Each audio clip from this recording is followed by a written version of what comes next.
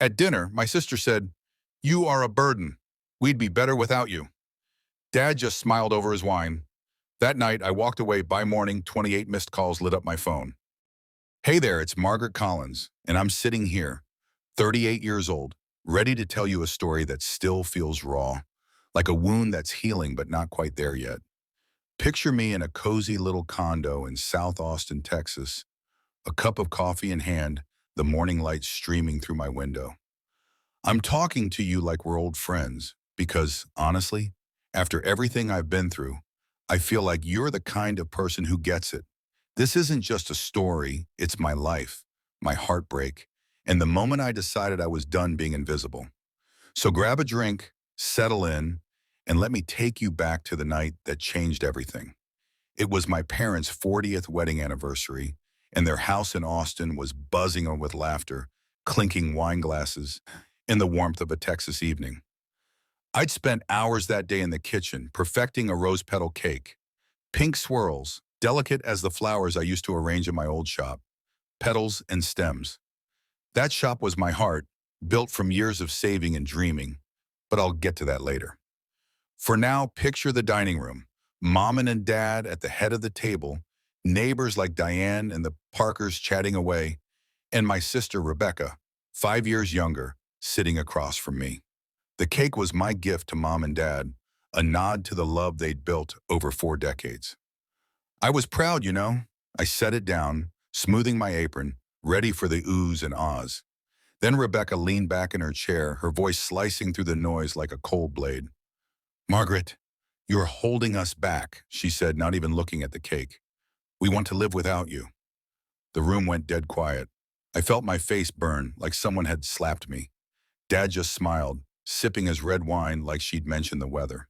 Mom's fork froze midair, her eyes wide but silent. Diane, Robert, Ellen, everyone stared, waiting for someone to say something. Me? I forced a smile, picked up my wine glass, and took a slow sip, letting the bitter taste match the sting in my chest. I didn't cry. I didn't yell. I set the glass down, stood up, and walked to my room, every step calm, deliberate. They didn't deserve my tears. In my childhood bedroom, I packed a suitcase, some clothes, a few photos, my laptop. The house was silent as I slipped out the back door into the cool night air. I drove to a motel 10 miles away, my phone staying quiet the whole time. I didn't look back. All I knew was this: I was done being the burden. Not to my family, not to anyone. But as I lay in that motel bed, the hum of the air conditioner the only sound, I couldn't help but wonder, when the lights go out, when the bills pile up, will they still find it so easy to live without me? Let's rewind a bit, because you need to know how I got here. 5 years ago, I was a different woman. I owned Petals and Stems, a little flower shop in downtown Austin. It wasn't fancy, but it was mine. Brides would walk in, nervous and glowing, asking for peonies or roses to make their day perfect. I'd stay up late, hands pricked by thorns, arranging bouquets until they were just right. I loved every second, the smell of fresh lilies, the way a perfect arrangement could make someone's heart skip. That shop was my pride, built from scratch after years of saving and planning. Then Dad called one night, his voice heavy. Their house, the one I grew up in, was drowning in debt. Medical bills from mom's surgery, a second mortgage, a leaking roof they couldn't fix. They were on the verge of losing it all. I didn't think twice. I sold Petals and Stems for $150,000, enough to clear their debts, fix the roof, and keep the lights on. I moved back into my childhood bedroom, thinking it was temporary, just until they got back on their feet. But temporary turned into 5 years. I paid the bills, electricity, water, internet, property taxes, nearly $2,000 a month wired straight from my account. I took a job at a local nursery, arranging plants for half the pay I'd earned at my shop, just to keep cash flowing. Dad would nod his thanks, Mom would hug me, but Rebecca, she changed. Growing up, she was my shadow, my best friend. Her pigtails would bounce as she followed me around, begging to help arrange flowers for school dances. "You're so cool, Margaret," she'd say, eyes wide. We'd sneak into the backyard at night, lie on a blanket under the stars, whispering about boys and dreams. I taught her how to drive, covered for her when she snuck out to parties. But when I moved back home, that Becca was gone. She'd roll her eyes when I walked into the kitchen, mutter about how I took up space. Once, she snapped at me for leaving a coffee mug in the sink, saying, "You don't even belong here." I brushed it off, thinking she was stressed. Her boutique job barely paid, and she was always chasing freelance gigs online. But the comments kept coming, each one sharper, like she was carving me out of the family. I tried to stay out of her way. I'd wake up at dawn, slip out for coffee before anyone stirred, spend hours walking Town Lake to give them space. Most nights, I ate dinner alone in my room, scrolling through old photos of petals and stems, missing the life I'd given up. Dad and Mom didn't notice the tension. Dad was always in the garage, fixing neighbors' lawnmowers for extra cash. Mom was lost in her gardening club, chatting with Diane about rose bushes. They leaned on me for money but never asked how I was holding up. I didn't blame them. They were retired, their savings gone. But Rebecca's coldness cut deeper. She'd blast music to drown out my voice, leave passive-aggressive notes about chores. Last month, she told Mom, loud enough for me to hear, that I was mooching off them, like I wasn't the one keeping the house running. That night at the anniversary dinner, her words were the final straw. Lying in that motel bed, I realized I'd been blind. I'd given up my business, my independence, to keep their lives intact. And for what? For Rebecca to call me a burden, for Dad to smile like it was nothing, for Mom to stay silent. The memory of Becca giggling under the stars felt like a lie. My savings were nearly gone, my nursery job barely covering my own expenses, and I was still pouring money into a house that didn't want me.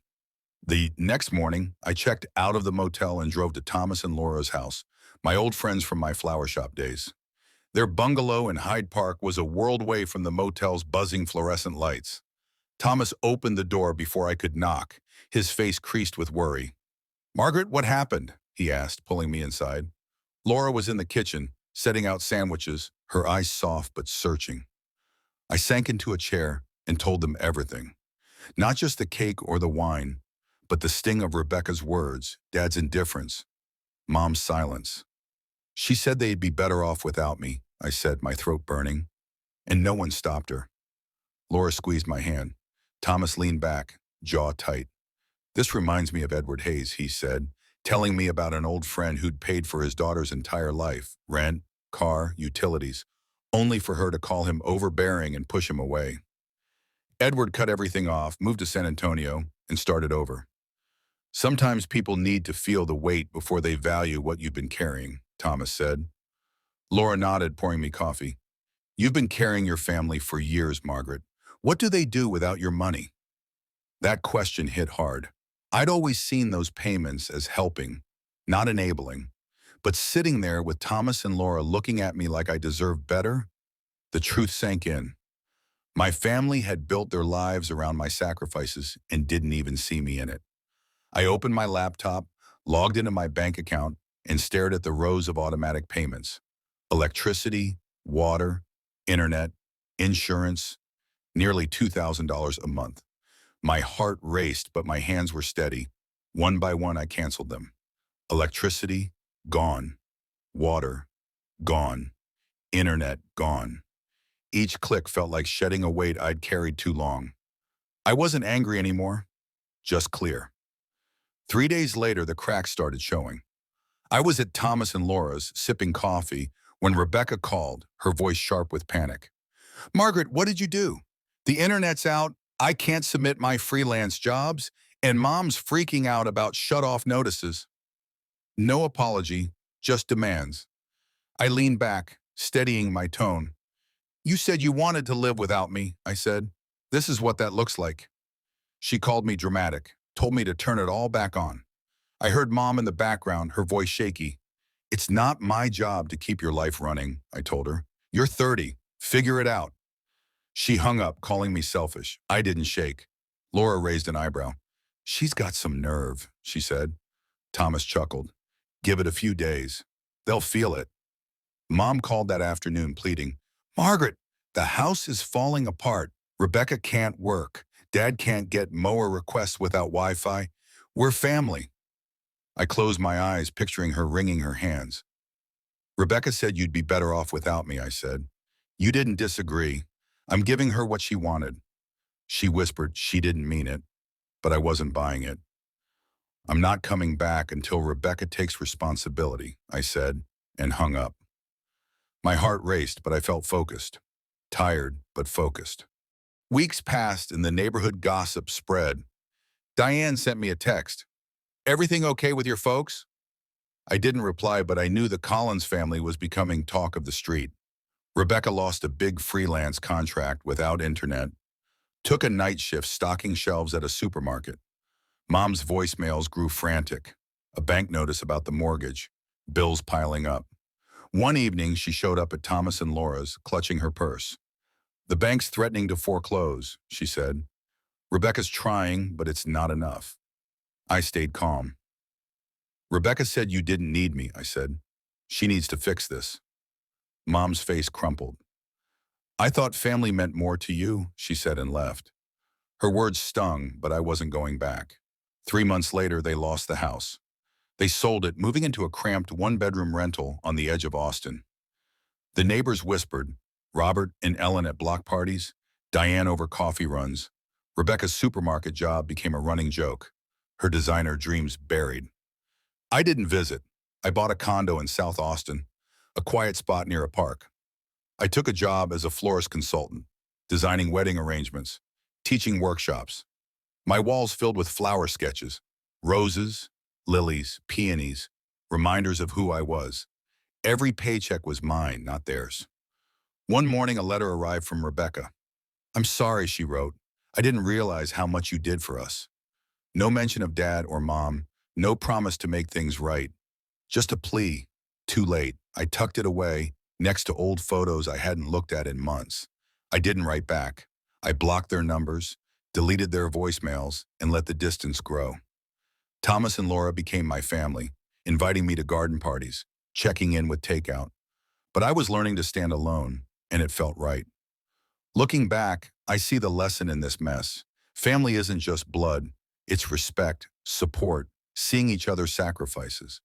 I gave everything to keep their world turning, and they took it for granted.